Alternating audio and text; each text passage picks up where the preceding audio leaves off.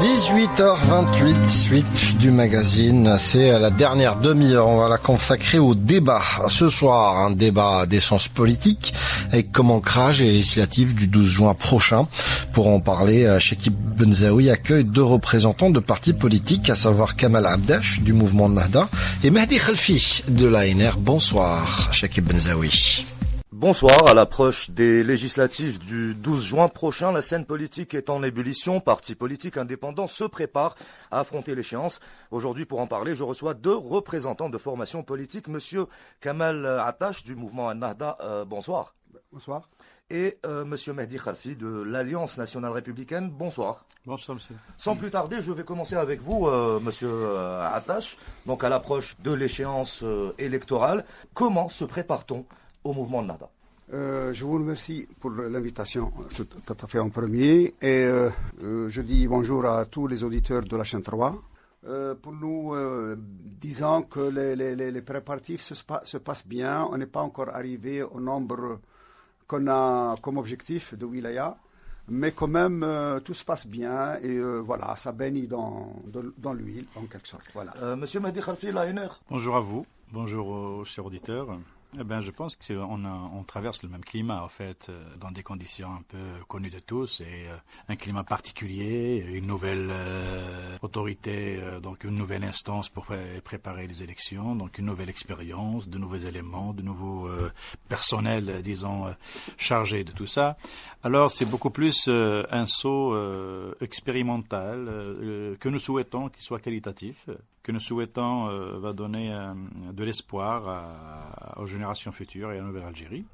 Nous, de notre côté, principalement, étant donné que nous sommes un parti légaliste, donc on ne peut que voir, c'est l'unique voie pour y participer, donc faire aboutir notre programme, notre position, à chaque fois que c'est possible. Donc c'est la seule voie possible. Et puis on est obligé de faire face à toutes les contraintes et à toutes les difficultés sur le terrain. Voilà. Monsieur Kamal Abdash, justement, je vais revenir avec vous à la question de la loi relative au régime, à la nouvelle loi relative au régime électoral. Donc, pensez-vous que cette loi fournit assez de garanties pour un bon déroulement de ce scrutin? En premier, je voudrais dire deux mots sur ce qui a précédé, comme je l'ai dit tout à l'heure. Malheureusement, les débuts n'ont pas été, si vous voulez, dans la règle qu'on connaissait depuis longtemps.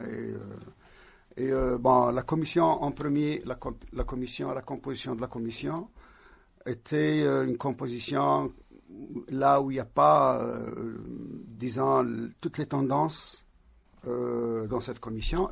C'était une commission composée d'experts. Oui, même si elle est composée, bien sûr, de spécialistes, mais quand même, lorsque les spécialistes nous le dirons franchement, sont en quelque sorte dans une même ligne.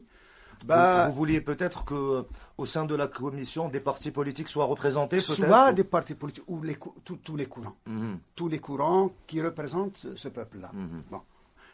Bon, même si on sort de la représentation politique, avec tout ce qui peut se dire, toute cette dénomination, mais au moins qu'il y a la représentativité de tous les courants du peuple algérien. Un. Deux, le travail qui a été fait, ou soi-disant la consultation qui a été faite après des partis politiques, ben lorsqu'on a un seul groupe, le fait que vous ayez émis, le fait qu'on a été quand même saisi de cette loi-là. Voilà. Oui. Lorsqu'il y a un seul petit groupe qui élabore un texte, alors que un texte de loi, surtout une loi organique, à un petit groupe, bon, même après consultation, ben on revient encore au même groupe pour prendre ou ne pas prendre ou ces observations en quelque sorte des partis qui ont été touchés. Eh ben, absolument, le texte qui va sortir, il va y avoir un texte très très faible.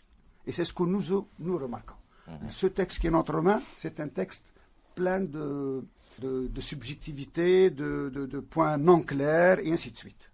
Alors, ça pour en quelque sorte, ce qui a précédé, automatiquement, bon, le résultat d'un travail fait de cette manière-là, va être, en quelque sorte, va comprendre beaucoup d'imperfections, beaucoup de défauts, beaucoup, et ainsi de suite. On en parlera. D'accord. Donc, Monsieur Mehdi Kharfi, justement, si je reviens... La garantie aussi à la garantie, mais par rapport à ce que vient de dire Monsieur Attache, votre secrétaire général, si je me souviens bien, Belkacem Sahli, avait demandé qu'une conférence soit organisée justement pour discuter, au début, pour discuter de ce texte. Que pensez-vous de ce texte? Très franchement, justement, pour assurer cette garantie dont nous voulons tous assurer, et je conseille à chacun de ne pas se porter garant par rapport à cette garantie, parce que personne ne peut dire c'est garanti, etc. Donc, mais par contre, on peut s'impliquer avec responsabilité, positivement, pour que cette élection puisse avoir un saut qualitatif, comme je viens de le dire. Nous, on a fait justement appel à la conférence nationale, c'est dans ce sens, c'est pour impliquer, nous avons jugé que tout travail politique et stratégique doit être inclusif et jamais exclusif. Donc, faire participer toutes les parties concernées politiquement ou à travers les communications ou bien techniquement, administrativement, etc., soit impliquées pour justement faire appel à toutes les compétences, à toutes les bonnes volontés pour réussir et rendre à mieux légitime cette opération qui n'est pas des moindres. C'est à partir d'elle que l'esprit psychologique de la société peut faire déclencher pas mal de choses. Donc la crédibilité, la faisabilité, l'inclusion de tout le monde, nous l'avions souhaité déjà en 2019. Mais bon, on peut dire que les partis ont été consultés. Vous avez eu l'occasion d'émettre vos propositions. Vous savez, être consulté ne veut pas dire automatiquement être impliqué. Je peux vous consulter uniquement pour avoir votre avis, mais en tant que partie concernée, la consultation n'est pas suffisante. Je suis concerné, donc il faut me rassurer. Pour me rassurer, laissez-moi être présent. D'accord. C'est aussi simple que ça. Vous voyez. Voilà. C'est un peu de bon sens politique, c'est tout. Monsieur Kamal Attache, selon vous, quel est l'enjeu de ces législatives, l'enjeu réel de ces législatives, de cette participation? Vous savez que, finalement, l'enjeu, si on parle de chacun de nous, de chacun parti ou de ceux qui vont se présenter aux élections, c'est de gagner. L'enjeu, c'est de gagner finalement les élections. Mais ce qu'il faut signaler, c'est que même l'annonce des principes de cette loi, qui sont comportés dans le premier article, lorsqu'on lit la loi, il n'y a pas de garantie à ces principes. Par exemple, le premier principe qui était dicté dans cette loi, c'est bien l'indépendance de cette institution qui a été créée de l'autorité indépendante. On parle de son indépendance. Comment parler d'indépendance lorsque déjà son président il est nommé, tous ses membres sont nommés, et monsieur le président de cette instance, il nomme tout le monde jusqu'au délégué des communes. De quelle indépendance Mais comment voulez-vous, monsieur Attache, Je sais pas. Je n'ai pas maintenant à me prononcer sur quelque chose de précis. Mais en face de la nomination, il y a les élections. On peut bien, je ne sais pas, créer un ensemble et leur donner au moins la liberté de choisir et d'élire leurs représentants. Et faire de la même sorte à travers les wilayas. Ce qu'on remarque qui est très essentiel, c'est l'empressement de cette loi-là. Il y a eu un empressement, je vais vous dire quelque chose, je vais rentrer peut-être au vif un peu du sujet. Jusqu'au 12e jour de la période qui est donnée aux partis, disons aux partis IE, ceux qui veulent participer, jusqu'au 12e jour, il y a dans certaines localités, dans certaines circonscriptions, les délégués ne sont pas ni prêts, ni en connaissance de ce qu'ils doivent faire. C'est grave. Sur quel compter ces 12 jours? Sur la mauvaise préparation, sur l'empressement ou sur les partis qui vont se présenter? Mais réellement, puisque le compte à rebours est commencé, c'est nous qui le payons. C'est tout ce retard, on le paye. Si je vous dis que le texte de loi, on l'a reçu après la convocation du corps électoral.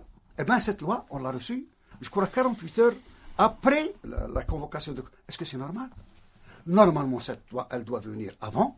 Peut-être, pourquoi pas ne pas organiser avec l'instance, cette instance qui a été créée, l'instance indépendante, créer un débat du moins pour comprendre, pas pour remettre en cause le texte, non, du moins pour le comprendre. Monsieur Kharfi? Eh bien, je suis dans le même contexte par rapport aux enjeux. Moi, je parle de plusieurs enjeux, en fait. Il n'y a pas uniquement un enjeu. Le premier enjeu, c'est que cette élection doit être une réussite. La première réussite, c'est de ne pas refaire les anciennes pratiques, les anciennes méthodes, donc de rassurer de son déroulement. D'abord, si ça se déroule bien, c'est une réussite. La deuxième réussite, c'est faire aboutir le processus de transition. Donc, automatiquement, on est en plein chantier de transition. Donc, chaque étape est très importante, que ce soit en moyens financiers, moyens humains, politiques, etc. Dans tous ces aspects, c'est important.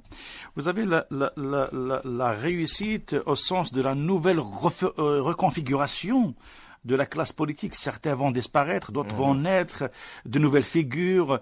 J'espère ne pas remplacer une médiocrité par une autre aussi. Ça c'est des aspects. Voilà un peu les enjeux à laquelle on tient compte et on fait très attention pour que la réussite soit aussi qualitative. Donc la nouvelle Assemblée demain, c'est elle qui va légiférer, c'est elle qui va prendre en charge les lois du pays. Et quelle sera cette composante? Alors, tout ça, c'est des enjeux. Messieurs, je vais vous poser la question à tous les deux. On remarque cette fois-ci beaucoup d'indépendants qui sont en train de... Par exemple, le président de l'ANI avait déclaré dans les 2500 dossiers, entre 1200 indépendants et 1200 pour les partis politiques. Donc on voit ce nombre important d'indépendants et on risque de se diriger vers une élection. Il y aura beaucoup de listes indépendantes. En tant que politique, vous en pensez quoi, monsieur Attache? Lorsqu'on parle d'indépendants, c'est une affaire normale qui concerne tout le monde parce que c'est les élections. Elles concernent tous les Algériens. Par contre, ce qui ne marche pas, ou je ne sais pas, ce qui est gauche dans ce point-là, c'est lorsqu'on veut impliquer la société civile.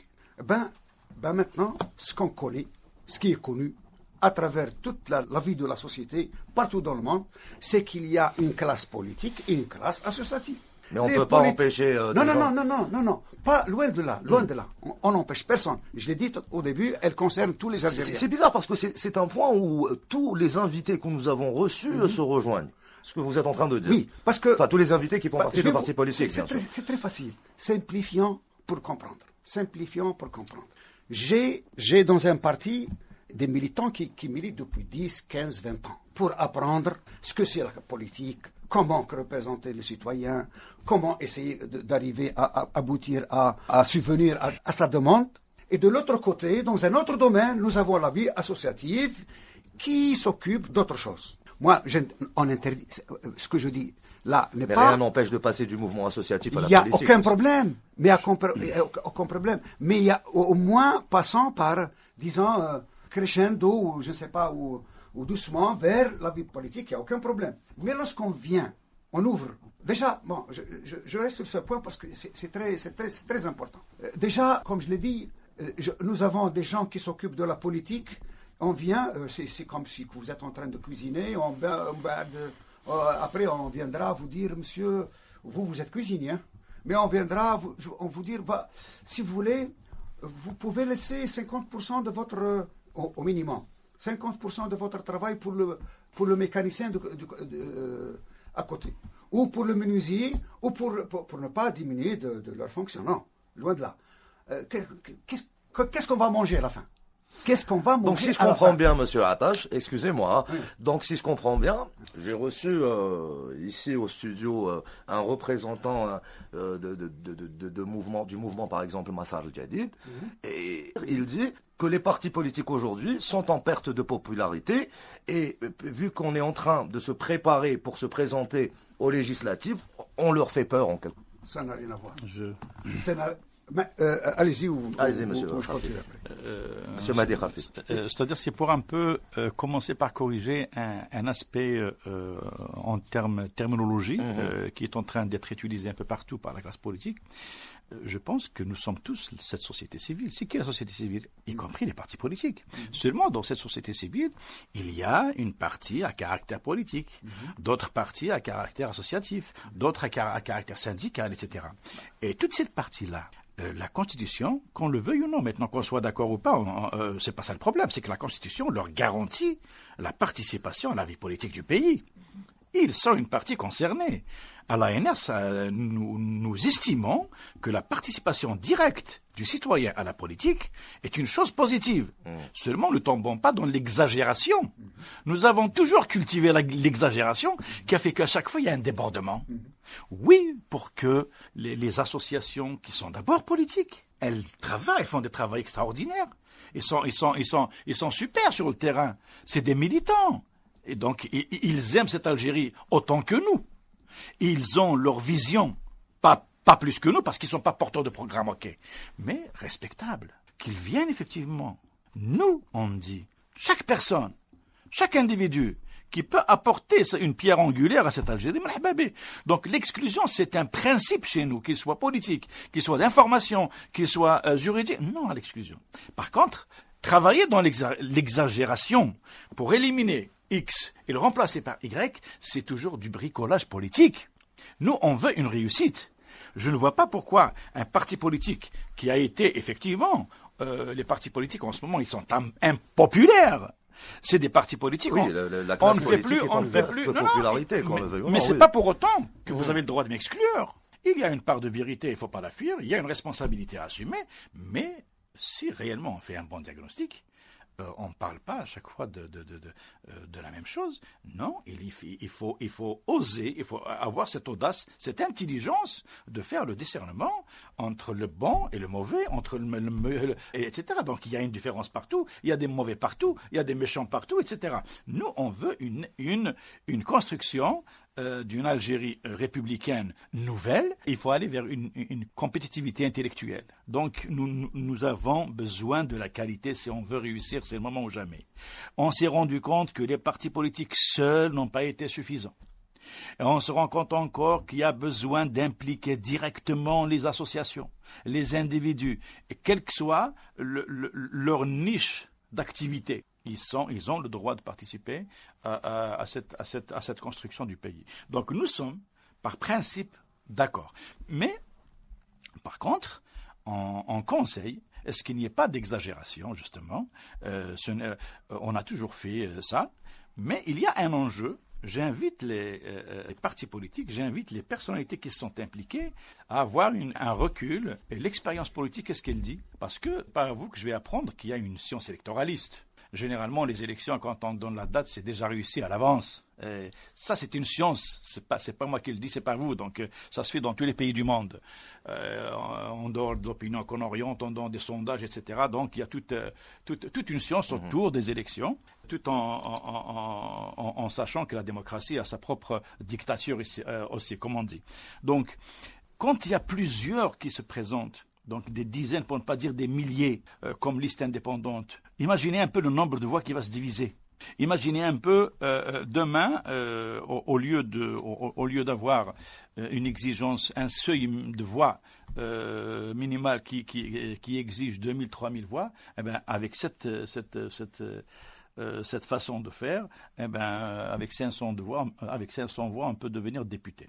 Ensuite, au lieu d'aller vers les programmes, au lieu de voter les programmes, au lieu de voter les visions politiques, au lieu de voter des philosophies, maintenant, il y a un petit retour, un petit recul de mentalité, c'est qu'on encourage un peu la rochia, on encourage un peu etc., etc. Donc, le sectarisme en termes économiques, le sectarisme en termes sectoriels, je veux dire départemental, régional, etc., etc. Donc, il y a certaines villes, il y a certains villages des wilayats de l'intérieur du pays où c'est l'Arche qui vote sur X et sera député. Donc, son programme, il il va se baser sur quoi? C'est ça un peu donc cette façon d'exagérer dans l'implication de n'importe quel citoyen, etc., sans jugement de valeur. Mais il y a des conséquences politiques graves une fois demain à l'Assemblée. Donc le consensus, il va plus s'établir entre projets de société qui peuvent un peu faire des concessions, etc., des compromis. Là, ce n'est plus ça. Donc c'est une adhésion, comme si on adhère pour un objectif bien déterminé, et puis ça s'arrête là. Monsieur, donc, Monsieur Atta, je vous aimerais rebondir justement rapidement. Oui, exactement. Oui. Je voudrais juste revenir sur ce point-là. On n'est pas pour l'exclusion. On est pour la participation de tout le monde. Par contre, lorsqu'on parle, tout à l'heure, vous avez dit que c'est colporté un peu partout, que les partis, finalement, ont failli à leur mission, et ainsi de suite. Mais de quel parti on parle? On doit faire la différence. De quel parti? Donc vous pensez qu'il y a comme une diabolisation de la scène politique? Diabolisation, même si on l'accepte, cette diabolisation. Même si on accepte ce slogan que les partis ont défaillé à leur mission. De quel parti on parle? Parce que les partis qui sont représentés un peu partout, qui sont au manivelle de tout, ben c'est les partis au pouvoir. C'est les deux partis au pouvoir qui sont à la manivelle de tout. C'est pas le reste des partis. C'est pas l'ENR, c'est pas nada qu'il faut parler. Il faut parler aux autres. Donc, si je peux vous rapidement, donner une petite anecdote d'une maman dans son foyer par rapport à ses deux enfants. Alors, elle a un enfant qui a 37 ou 38 ans comme ça. Il est adhérent dans un parti politique, ça fait quand même un bon moment, un militant, etc. Et l'autre qui vient d'arriver, je pense qu'il y a eu 7 ans de différence ou 5 ans de différence entre eux. Et là, il se propose comme indépendant, ce qui est normal, Alors la maman, qu'est-ce qu'elle dit? تقول يا ولدي الكبير تبع خوك الصغير هو رايح ويجيب دراهم معاه انت سنين وسنين ما راك غير تدي علينا دراهم.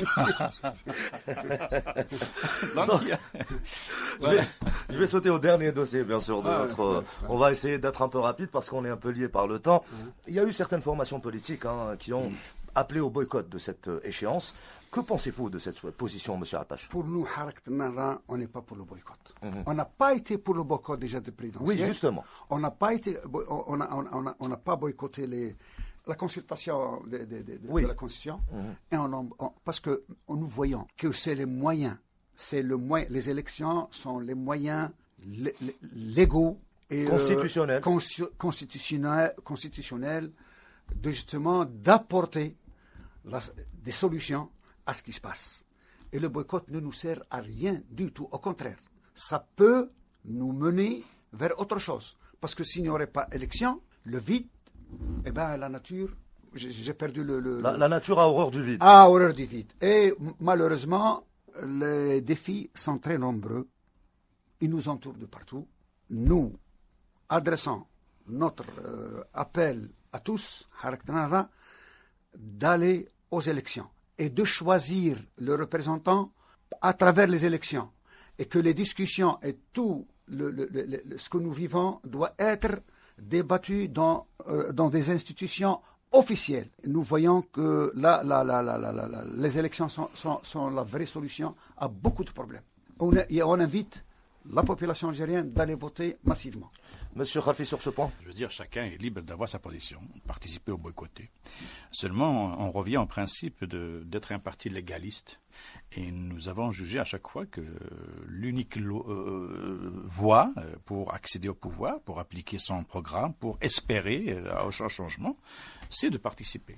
Maintenant, effectivement... Compte tenu aussi, comme l'a souligné M. Attache, des enjeux du moment. Oui, bien sûr, j'arrive à ça. Alors, à un certain moment donné, oui, absolument, compte tenu de toutes les difficultés, nous parlons de principe d'abord, de principe de participation, d'action politique. L'expérience nous a montré aussi que la responsabilité est de part et d'autre. La responsabilité de partis qui cautionnent en participant, et ceux qui ont boycotté aussi ont leur part de responsabilité à des moments donnés, s'il y a échec pour le pays aussi. Donc il faut pas se dire, parce qu'il y a des partis politiques qui se cachent comme si on boycotte, on n'a aucune responsabilité, on est toujours vierge. Mais non, se dire que moi je suis le plus fort parce que j'ai toujours boycotté, ça c'est un leurre politique, c'est très démagogique et c'est trop populiste. Imaginez-vous un peu, si on voit, ce n'est pas à vous, grand monsieur, que je vais dire ça, si les 50 dernières années à travers tous les pays du monde, si on fait la carte politique, électoraliste et électorale, quels sont les pays qui ont boycotté, combien de fois ont boycotté, nous trouvons c'est l'unique chose où l'Algérie bat le record dans le boycott. Donc vous avez droit au vote, vous votez. Vous n'avez pas droit au vote. Vous voulez pas voter, vous boycottez. Vous êtes libre. Seulement, il faut pas orienter l'opinion publique d'une façon à déconstruire tout ce qui a été construit positivement par rapport à l'idée, à la vision républicaine. Parce qu'on peut être négatif si on est à chaque fois populiste. Nous, on assume effectivement, on a participé, on assume. S'il y a du négatif, on l'a assumé publiquement. S'il y a du positif, parce que c'est un choix politique. Seulement l'histoire qui va juger les uns et les autres. C'est l'histoire. Messieurs, je vous remercie pour ce débat très enrichissant. Je suis désolé, mais nous sommes liés par le temps. C'est donc la fin de notre émission politique. Je rappelle, Monsieur Kamal Attache, vous êtes membre du parti Ennahda. Merci d'avoir été avec nous. Merci à vous. Et Monsieur Mehdi Khalfi de l'Alliance nationale républicaine, merci encore. Merci également, merci à vous. Nous aurons bien sûr l'occasion de réaborder la question des législatives à travers nos rendez-vous politiques. Pour le moment, je vous laisse avec Najib Idriss. Excellente écoute. Au revoir.